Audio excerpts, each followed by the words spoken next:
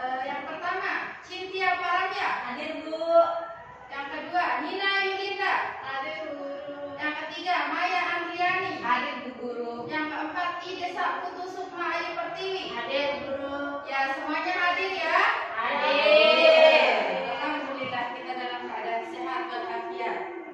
Nah, sekarang kita akan belajar tentang tema 7 peristiwa dalam kehidupan. Subtema 3 peristiwa yang mengisi kemerdekaan dan peran Pancasila dalam keberagaman bangsa.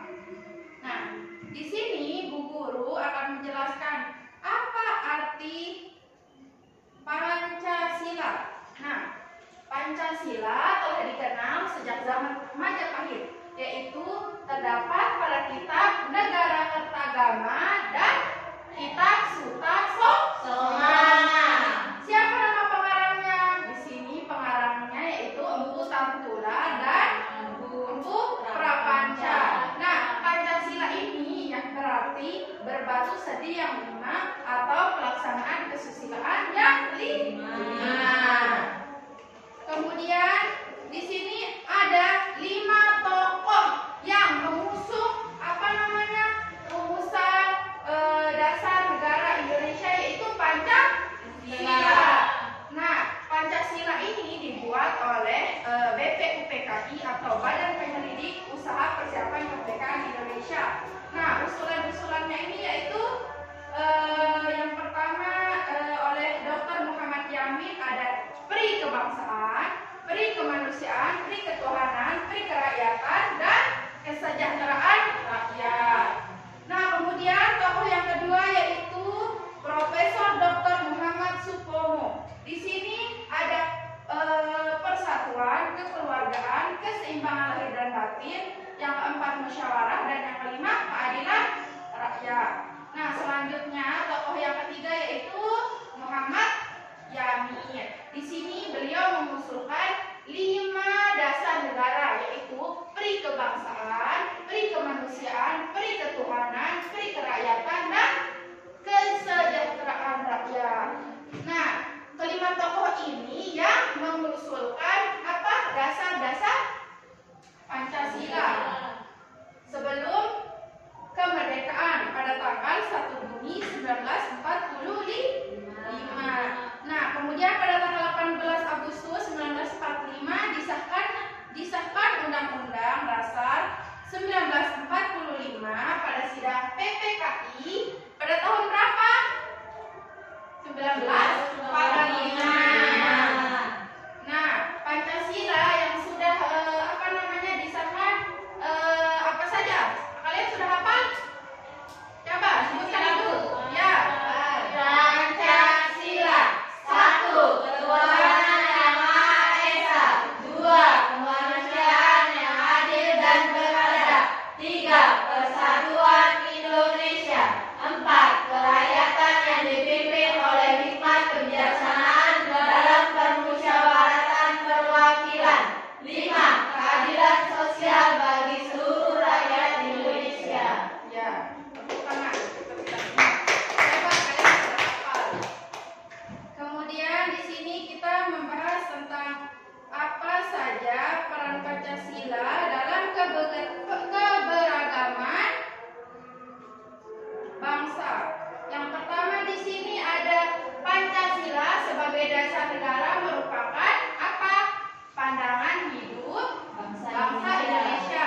Maka dari itu nilai-nilai luhur yang terkandung di dalamnya harus dipahami dan diamalkan oleh kita semua. Seperti apa? Saling membantu, saling gotong royong ketika ada kegiatan di daerah kita misalnya. Kemudian yang kedua ada apa? Di sini dengan memahami dan mengamalkan nilai-nilai luhur Pancasila, kita memiliki apa? Dasar yang kuat sehingga kita bisa menentukan sikap dan bagaimana perilaku dalam menghadapi perubahan-perubahan yang terjadi, ya. Nah, selanjutnya ada masyarakat Indonesia yang terdiri atas berbagai suku bangsa yang hidup dalam lingkup budayanya masing-masing. Budaya itu beraneka ragam, ya. Kita misalnya ada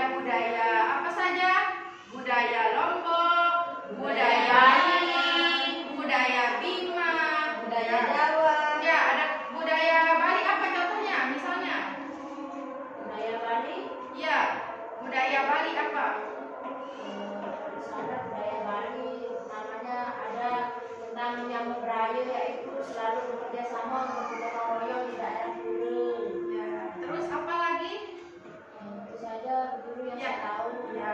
Selanjutnya kalau budaya Lombok apa saja?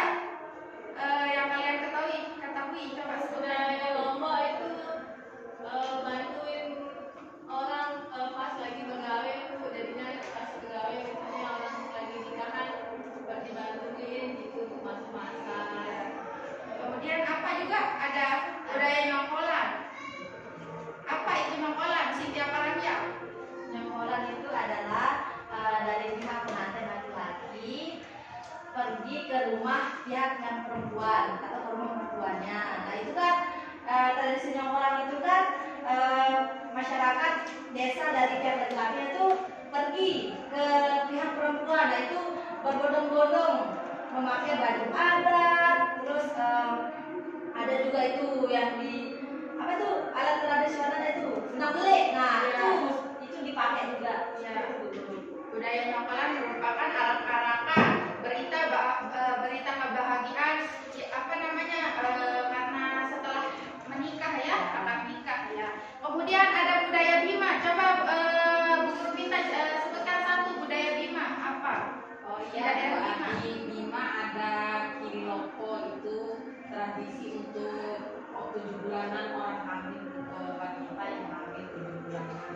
Nah itu dibuat semacam buah-buahan dibikin terus dipotong-potong jadi rujak. Oh iya. Oke, siap. Itu ya. Yang terakhir di sini peran Pancasila dalam keberagaman bangsa yaitu dunia makin maju dan berkembang dengan ditandai kemajuan ilmu pengetahuan dan teknologi riset untuk diperlukan sikap yang bijaksana, sikap yang mau bersedia membuka diri, tetap waspada menerima perkembangan dunia. Nah, akan tetapi ketika kita menerima perkembangan dunia, jangan semuanya kita ambil ya. Kita filter mana budaya-budaya yang baik itu kita ambil, sedangkan budaya yang jelek itu kita tinggalkan ya. Karena sebagaimana kita ketahui bahwa zaman ini di zaman teknologi HP, bahwa berbagai macam video-video yang tidak baik bisa kita saksikan di sana. Nah, maka dari itu kita filter supaya kita tidak menonton budaya yang tidak baik, terpengaruh. ya. Nah, sekarang Bu Guru akan membagikan kalian LKPD. Tugas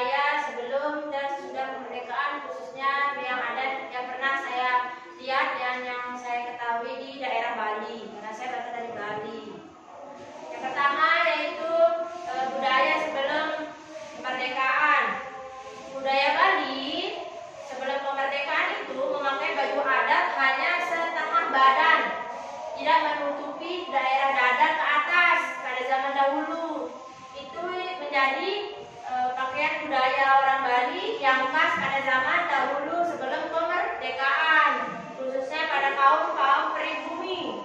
Pribumi itu memakai baju di bagian yang ditutupi bagian dada ke bawah, tidak ditutupi bagian dada ke atas. Nah, terus adanya modifikasi atau pembaruan setelah kemerdekaan bahwa budaya ataupun baju adat daerah Bali sudah banyak dimodifikasi, yaitu menutupi dada bagian atas. Sekarang banyak baju adat yang sudah dimodifikasi, dari penutupan itu, dari hiasan-hiasannya sudah banyak. Intinya bukan diganti, maknanya tetap sama tapi dimodifikasi agar terlihat lebih sopan, lebih tertutup, karena jelas sangat berbeda tradisi ataupun budaya kita sebelum dan sesudah kemerdekaan. Dari pola pikir pun sangat jauh berbeda, dari manusia-manusianya, dari guru-gurunya, dari orang tua kita, itu sangat amat berbeda. Mungkin dari itu yang dapat saya sampaikan, khususnya budaya baju daerah yang saya ketahui di budaya daerah Bali saya. Terima kasih, selamat siang guru. Ya. Tepuk tangan, sangat bagus sekali budaya sebelum dan setelah kemerdekaan yang ada di daerah Bali. Ibu Desak Sukma Pertiwi. Nah, sekarang selanjutnya akan dijelaskan apa namanya? Saya mau. Ya, kita akan menyaksikan pembahasan tentang sebelum dan setelah kemerdekaan, budaya apa saja yang ada di daerah Lombok. Ayo Nina, Ibu silakan maju. Oke, baik teman-teman, saya mau kasih tahu hasil pekerjaan saya, karena saya berasal dari Kota Mataram, Bu, di Lombok Kota. Jadi sebelum kemerdekaan itu, menurut saya di budaya di Kota Mataram atau di Lombok itu, rumah-rumahnya itu masih menggunakan kayu-kayu, Bu. Kayak rumah adat dulu kan, sebelum kemerdekaan pakai kayu. Terus pokoknya rumah-rumahnya itu pakai kayu, Bu, tidak ada keramik. Tapi setelah kemerdekaan itu, karena pengaruh juga dari budaya luar, Bu, dan teman-teman budaya luar negeri itu, jadi rumah-rumah sekarang itu modelnya itu kayak rumah luar negeri, kayak rumah Korea. Iya, Bu. Korea, Amerika. Iya, Bu. Korea, Amerika, banyak yang bertingkat juga sekarang gitu, Bu. Sebelum dan setelah kemerdekaan. Itu saja dari saya. Oke, kita tepuk tangan dulu. Jawabannya selanjutnya kita akan saksikan penampilan dari Cynthia Panja. Silakan Ananda maju mempresentasikan hasil kerjanya. Terima kasih Bu Guru. Di sini saya akan menjelaskan tentang budaya sebelum dan sesudah kemerdekaan. Nah, Bu Guru, saya kan tinggal di Lombok Utara. Nah, ada salah satu daerah di Lombok Utara itu di Bayang. Nah, itu ada rumah adat di bagian akar-akar kalau nggak salah. Nah, di sana tuh sama dengan yang dijelaskan oleh teman saya Nina, itu rumah adatnya itu masih dipakai bahannya tuh dinding. Nah, alasnya juga itu dari tanah. Selain itu juga untuk atapnya itu masih dipakai kayak itu dari kelapa. Ya, dan atap ya seperti itu, Bu Guru. Nah, kalau sesudah kemerdekaan saya mengambil yang dijelaskan oleh Bu Guru tadi, contohnya itu tentang gotong royong. Nah, di mana di daerah saya ketika ada suatu acara yang dilaksanakan oleh para pemuda, di sana kami bergotong royong untuk bekerja sama agar acara tersebut berjalan dengan lancar. Seperti itu, Bu Guru. Ya. Mungkin dari saya. Bagus sekali jawabannya. Terima kasih. Selanjutnya penampilan dari Ananda Mai Angliani. Silakan. Baik teman-teman, saya akan menjelaskan tentang kebudayaan sebelum kemerdekaan dan sesudah kemerdekaan yang ada di Bima. Ya. Nah, Bu, di Bima itu ada tradisi Mboloweki. Namanya Apa itu Mboloweki? Itu, Bu, itu semacam musyawarah untuk mengumpulkan dana untuk biaya pernikahan. Sebelum kemerdekaan itu nggak ada, Bu. Nah, setelah kemerdekaan itu baru dimusyawarahkan untuk dilestarikan, untuk tetap dijalankan. Nah, dan itu tetap dilaksanakan sampai sekarang. Semacam itu mengumpulkan dana untuk biaya pernikahan, baik dari mempelai wanita maupun dari mempelai laki-laki, untuk meringankan biaya pernikahan. Mungkin itu saja teman-teman dari saya. Sudah, Tepuk tangan dulu. Jadinya kita mengetahui apa saja budaya sebelum dan setelah kemerdekaan yang ada di daerah Bima, daerah Bali, Lombok Sasak ya. Ya. Nah, setelah itu sekarang kita nyanyi dulu Hari Kemerdekaan bersama-sama. Ya, untuk meningkatkan semangat kita. Ayo kita nyanyi dulu. 1, 2, 3. 17 Agustus tahun 45, itulah hari kemerdekaan kita. Hari merdeka nusa dan bangsa, hari lahirnya bangsa Indonesia. Merdeka, sekali merdeka tetap merdeka, selama air masih dikandung badan. Kita tetap setia mempertahankan Indonesia. Kita tetap setia membela negara kita. Ya, tepuk tangan. Ya, jadi kesimpulan pembelajaran kita hari ini yaitu tentang peristiwa kemerdekaan. Peristiwa apa saja yang terjadi pada kemerdekaan itu, yaitu dibuatnya dasar negara kita, yaitu Pancasila yang menjadi fondasi untuk kita semua, yang dimana berbagai macam keberagaman kita, ada yang apa saja, ada yang perbedaan ras, agama, budaya, kita bisa menjadi pribadi saling menghargai, toleransi, Saling menghargai. saling menghargai ya. Maka dari itu Bu Guru cukupkan karena waktunya sudah habis. Kita lanjut di pertemuan materi selanjutnya ya, Nana. Ya, Bu Guru. Ya, sekian.